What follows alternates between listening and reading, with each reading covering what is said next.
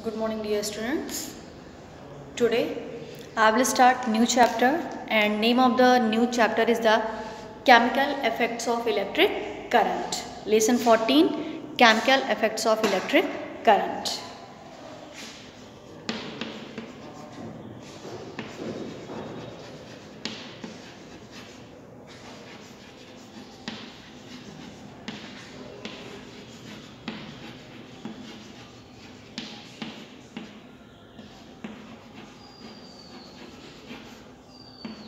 Chemical effects of electric current.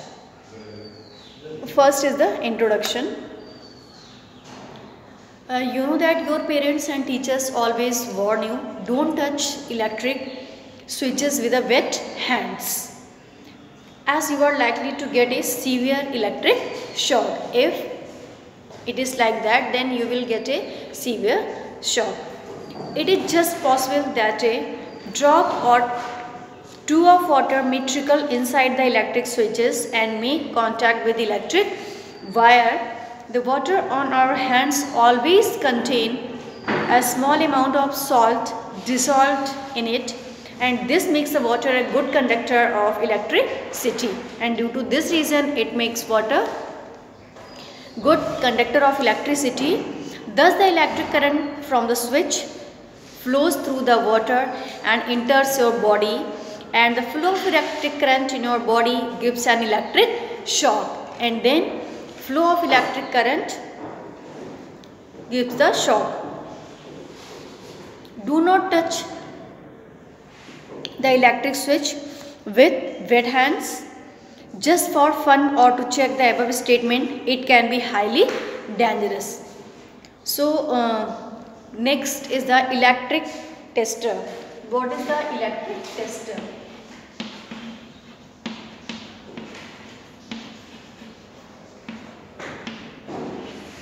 Electric tester. In class 6, we made an electric tester to test a particular material which allows the electric current to pass through it or not. Recall how tester helps us in checking it. In diagram 14.1, you can see that an electric tester to find conductors and insulators. Checking an electric tester. Join the free ends of electric tester for a moment, and this will complete the circuit of the tester, and hence the bulb will glow. However, if the bulb does not glow, it implies that tester is not working. If bulb does not glow, that means the tester is not working properly. And what are the possible reasons? What are the possible reasons? It is possible that the electric connections are loose. It is possible that the bulb is fused. It is possible that the cells are used up. So first check the electric connections, and if they are tight, replace the bulb with a new bulb, and if the tester does not work, it implies the cell are used up. Replace the cell with fresh ones. If first you can check the electric connectors, and if they are tight, then replace the bulb, and if tester does not work, then it implies the cell are used up, and replace the cells with fresh ones. And this tester can also be used to find the flow of electric current through liquids. However, in case of liquids, the resistance is sufficiently large, so instead of a single cell, we can use a battery of 2 or more cells. If the bulb glows, then we can say that liquid is good conductor. However, if the bulb does not glow, then the liquid is a poor conductor. And in the above sentence, we have used the word poor conductors for liquids. Poor conductors for liquid, and rather than insulator, it is because the liquid may be conducting electric current whose terminals, whose magnitude is very small due to the large resistance offered by it. Now the bulb works on the principle of heating effects of current, and it will glow only if a current of appropriate magnitude passes through its filament, and in doing so heats it to a high temperature so that it starts emitting light. Had we used the term insulator, then it would have mean that there is no scope for the flow of weak current. That is called the insulator. Modifications in electric tester. What are the modifications in electric tester? The electric tester can be modified for weak electric currents by the following methods. Use of LED light emitting diode instead of standard bulb. Light emitting diode, LED, light emitting diode, that is called the LED short form, glows even when a weak current flows through it. If weak current flows through it, then also it will glow. And there are two wires at the base of the LED such that one wire is longer than the other, and these wires are commonly called the lead wires, and the longer wire is always connected to the positive terminal of the cell battery and a smaller wire to the negative terminal. When the standard bulb in the electric tester is replaced by LED, it can easily detect a weak electric current in a circuit. So you know that what is a conductor and what is insulators, and now we will discuss about by using a coil wound over a small magnetic compass. You already know that when a wire carrying current is held near a magnetic needle or magnetic compass, the needle shows deflection even when the current is very weak, and we make use of this electric effect of electric current to make an electromagnetic tester. Take out the tray from a discarded matter, place a small magnetic compass in the tray and secure it by using some adhesive such as Fevicol, etc. Wrap an insulated electric wire around the tray as shown in figure 14.3. Now connect one free end of the above arrangement with the positive terminal of the cell battery. Join another copper wire to the negative terminal of the cell battery and your electromagnetic tester is ready. Join the free ends of the copper wire. Momentarily you will notice the compass needle shows deflection. Classification of liquids as conductors and poor conductors, insulators. Having learnt about electric tester, let us perform the following activities to find conductors, poor conductors, insulators among the liquids. First activity, 14.1. Name of the activity: to find out whether distilled water conducts electricity or not. Materials required. What are the materials required for the test? Dry cell, copper wires A, B and C with wear ends, 1 volt bulb fixed in a bulb holder, beaker, distilled water, sellotape.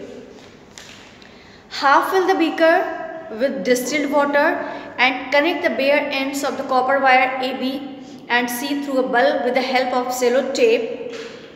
Touch the bare ends of the wire B and C with one another. You will observe that bulb glows, thereby showing that all the parts of the circuits are conducting electricity. And dip the bare ends of the wire B and C in the distilled water.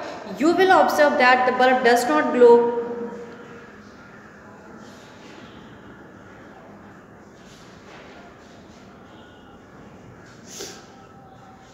Thus the activity clearly proves that distilled water does not conduct electricity. First you will take that bare ends of B and C, then you will see that when it will bare ends of the wire B and C in the distilled water, if it is kept, then it not shows electricity, and when B and C connected through one another, then it will work and bulb will glow.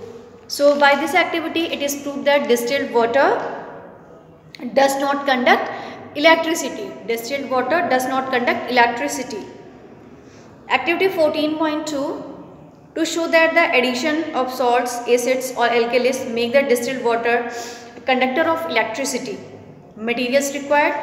All the materials as in activity 14.1, common salt, sulfuric acid, sodium hydroxide, glass rod and a dropper, and proceed as in activity 14.1 and confirm that distilled water does not conduct electricity. Now take a spoonful of common salt and add it into the distilled water and dissolve the common salt by stirring it with a glass rod. Dip the bare ends of the wire BC in the above solution. You will observe that the bulb lights up. Thus the activity proves that addition of common salt in the water makes it a conductor of electricity. When in the diagram you can see that this is the diagram, and in this diagram when you will see that common salt solution, then it conduct electricity, and in that case bulb will glow. And pour off the common salt solution and enhance the beaker with distilled water. In half fill the beaker with distilled water and add to it about 10 drops of sulfuric acid. On dipping the bare ends of the wire B and C in the above solution, you will observe that bulb lights up, and when in that half fill beaker with water and 10 drops sulfuric acid will mix, then what will happen? Prove that acid on dissolving in distilled water make it a conductor of electricity. This one also make it conductor of electricity. And similarly, if you repeat the activity by adding 10 drops of sodium hydroxide solution in distilled water, the bulb will light up, thereby prove that alkalis on dissolving in distilled water make it conductor of electricity. And when it is dissolved in the common salt and distilled water, then we can say that alkalis on dissolving in distilled water make it conductor of electricity. Activity 14.3, to find electrically conducting and electrically non-conducting liquids from given liquids. Materials required: a dry cell, 3 insulated copper wire A, B and C with bare ends, sellotape, 1 volt bulb fixed in a bulb holder, 100 cc beaker containing distilled water, tap water, common salt solution, vinegar solution, lemon juice solution, alcohol, petrol, kerosene oil, mustard oil and dilute hydrochloric acid solution. Set up the apparatus as in activity 14.1 and 14.2. Dip the bare ends of the wire B, C in the above mentioned solution one by one and record in which solution the bulb lights up and in the which solution the bulb does not light up. Then you will observe that bulb lights up in the case of tap water, common salt solution, vinegar solution, lemon juice and dilute hydrochloric acid solution. Thus these liquids conduct electricity. So we can say that these liquids conduct electricity, and you will also that bulb does not light up in case of distilled water, alcohol, petrol, kerosene oil and mustard oil. Thus these liquids do not conduct electricity. So till here you will take revision